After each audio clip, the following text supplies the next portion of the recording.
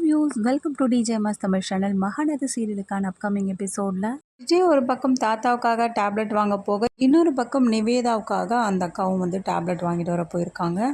ரெண்டு பேருமே அந்த இடத்துல ஒருத்தருக்கு ஒருத்தர் பார்த்துக்காமலே கிளம்புறாங்க. விஜய் ஹாலில் உட்காந்து ஃபோன் பார்த்துட்டு இருக்காங்க. அந்த சமயத்தில் காவேரி வராங்க. காவேரி விஜய் கூட பேசிட்டு இருக்க தருணத்தில் திடீர்னு ராகினி அந்த இடத்துல நிற்கிறாங்க. ராகினியை பார்த்த காவேரி என்ன பண்ணுறாங்க, ராகினியை வெறுப்பேற்றணும் அப்படின்றதுக்காக விஜய் கிட்ட போயிட்டு என்ன பண்ணுறாங்க, தோலை சாஞ்சிக்கிட்டே அப்படியே பேச ஆரம்பிக்கிறாங்க.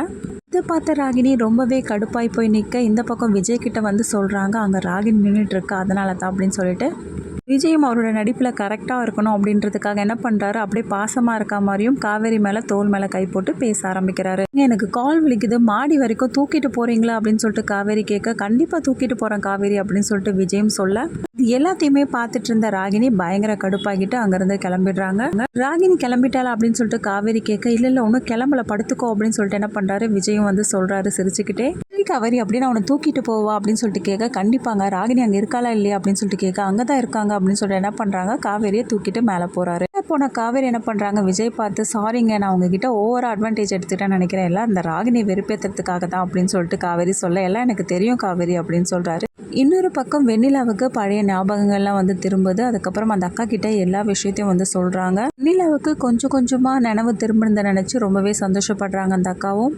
தான் நர்மதா டிவி பார்த்துட்டு இருக்க தருணத்தில் சடனாக சேனலை மாற்றுறாங்க. அப்போ பார்த்தீங்கன்னா குமரன் நடிச்சிட்டு இருக்கதை பார்த்து ரொம்பவே சந்தோஷப்படுறது இல்லாமல் ரொம்பவே ஆச்சரியமாக என்ன பண்ணுறாங்க, எல்லாரையும் கூப்பிட ஆரம்பிக்கிறாங்க. எல்லாரும் வாங்க, மாமா சூப்பராக நடிச்சிருக்காரு பாருங்க அப்படின்னு சொல்கிறத கேட்டு எல்லாருமே பார்க்க ஆரம்பிக்கிறாங்க. ரொம்பவே கூடுதல் சந்தோஷத்தோடு இருக்காங்க கங்காவும். பரவாயில்லக்கா, மாமா செமையாக நடிச்சிருக்காங்க அப்படின்னு சொல்லிட்டு யமுனா ஒரு பக்கம் சொல்ல, பேரனாச்சே நல்லா தான் நடிப்பான் அப்படின்னு சொல்லிட்டு பாட்டிமா ஒரு பக்கம் சொல்கிறாங்க. எல்லாத்தையும் பார்த்துட்டு குமரன் ரொம்பவே பாராட்ட ஆரம்பிக்கிறாங்க. அதுக்கப்புறம் குமரனை பார்த்து, ஏன்டா ஒரு வார்த்தை கூட சொல்லவே இல்லை, இன்னைக்கு சீரியலில் நீ வருவ அப்படின்னு சொல்லிட்டு, ஏற்கனவே இப்படி தான் ஒரு முறை சொல்லி எனக்கு ஏமாத்தம் ஆயிடுச்சு, அதனால தான் நான் யார்கிட்டையும் அதை பற்றி நான் பேசிக்கல அப்படின்னு சொல்கிறாரு குமரன்.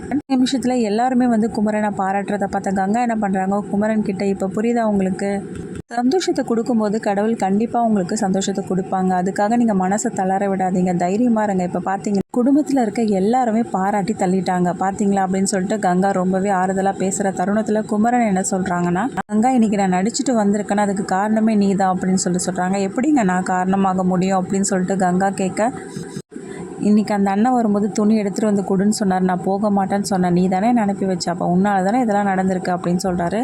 என்னங்க நீங்கள் என்ன போய் பெருமையாக பேசிகிட்டு இருக்கீங்க, இது உங்கள் திறமைக்கான பரிசுங்க அப்படின்னு சொல்கிறாங்க கங்கா.